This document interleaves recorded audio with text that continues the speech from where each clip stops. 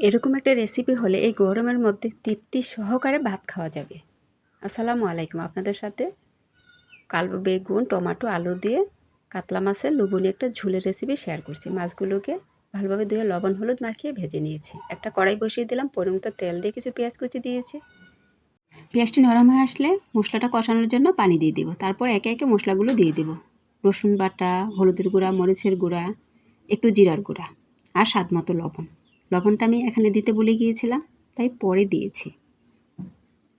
মশলাটা ভালোভাবে কষিয়ে নেব। কষানো হয়ে গেলে কেটে রাখা সবজিগুলো দিয়ে দিব।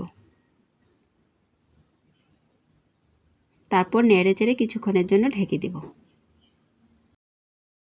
এই গরমে ঝুলঝুল রেসিপি খেতে খুবই ভালো লাগে। আবার প্রচুর গরম পড়ে গেছে। আল্লাহ পাক এই গরম থেকে সবাইকে হেফাজত করুক।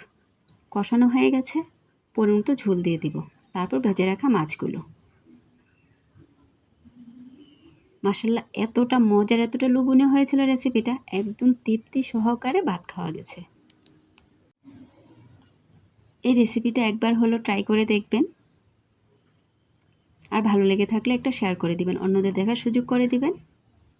এই গরমের মধ্যে যে কোনো ভুনা রেসিপি থেকে ঝোলঝোল রেসিপিটা খেতেই ভালো লাগে। কিছুক্ষণের জন্য ঢেকে দিব। ঢাকনা উঠে হালকা নেড়ে চেড়ে দিব। ঝোলের রেসিপি, বেশি না নাড়লেও চলে। আর কিছু কাঁচামরিচের টুকরো দিয়ে দিলাম।